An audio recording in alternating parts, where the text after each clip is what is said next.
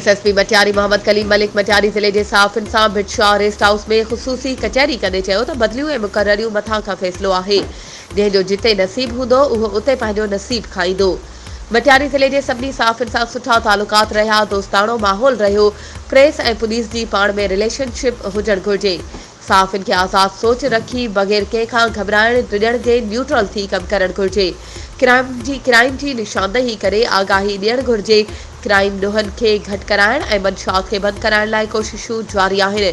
जेके मसाइल आहिनि उन्हनि जे मुताबिक़ कमु करियूं पिया। रेस्ट हाउस भिटशाह में एसएसपी मटियारी मोहम्मद कलीम मलिक सां मुलाक़ात कंदड़नि में साफ़िन में फिदा हुसैन सोलंकी, अब्दुल रज़ाक मेमण, मोहम्मद कासिम कमरानी, हुसैन मेमण, इश्तियाक शेख, सोबत सुहेल, कादिर लाखो, रहमान कश्मीरी, शाहरुख सोलंकी, नदीम राजपूत ऐं ॿिया शामिल हुआ।